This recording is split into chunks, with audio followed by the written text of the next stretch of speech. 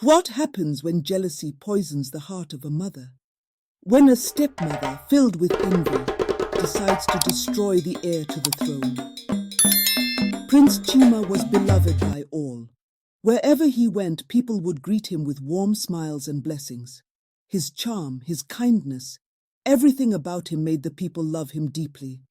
But as you know, in every happy tale there lurks a shadow. And this shadow came in the form of his stepmother, Neka. Neka had once been a simple woman, but when she married King Obi, she gained power, wealth, and status beyond her wildest dreams. But it wasn't enough. There was one thing she craved more than anything else: the throne, not for herself but for her only son, Ifeanyi. You see, Ifeanyi was a good boy, kind-hearted, but not as strong or beloved as Chima. And Neka couldn't stand it. She watched day after day as her stepson received all the praise, all the affection from the people and the king. Jealousy festered inside her, like a sickness spreading through her veins. She knew she had to act. It started with whispers. Neka would plant seeds of doubt in the mind of the king. Late at night, when the palace was quiet, she would lean close to her husband and whisper venom into his ears. "My king," she would say, "you have been too soft on Chima. He is not ready to rule. He does not know what it takes to be king. How can he lead when he is nothing more than a boy playing dress-up in royal robes?"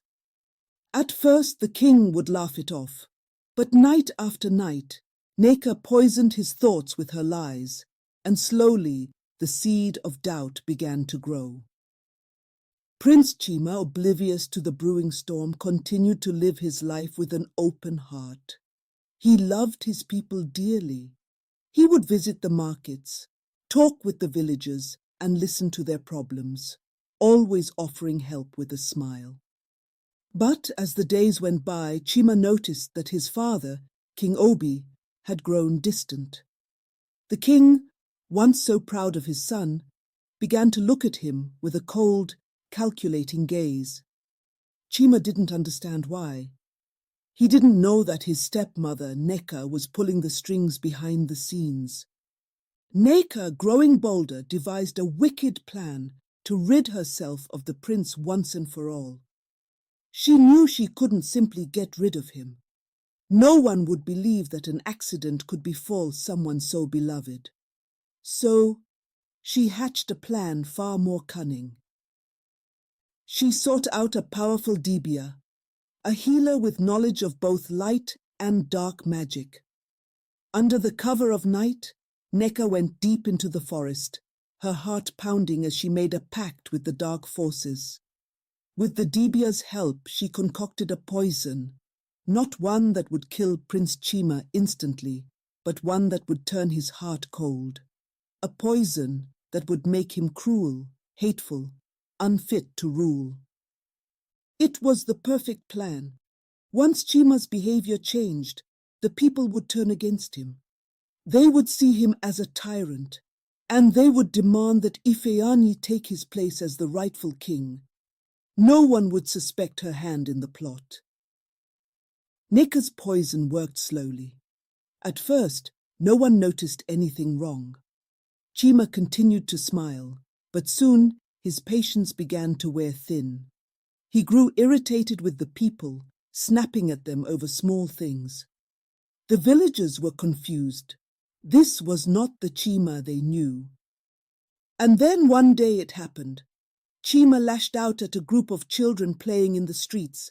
His face twisted in anger, something dark clouding his once bright eyes. The people began to fear him.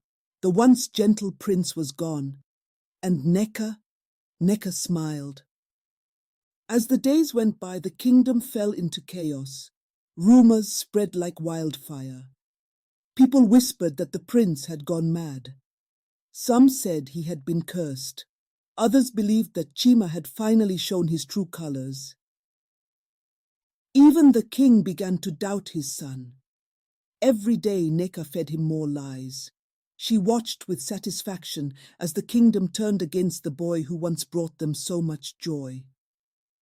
But not everyone believed the rumors.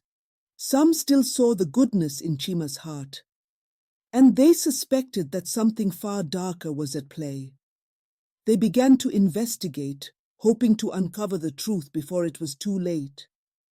The kingdom was in turmoil, but amidst the chaos, a group of loyal villagers had refused to believe that Prince Chima had truly turned evil.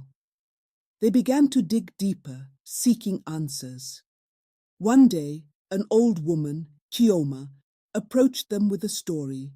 She had seen Neka sneaking into the forest late at night, and she knew of the infamous Dibia who resided there. Chioma, a wise elder, had always suspected foul play. Together the villagers ventured into the dark forest, following Chioma's lead. There they found the Dibia's hut, filled with strange symbols and dark potions.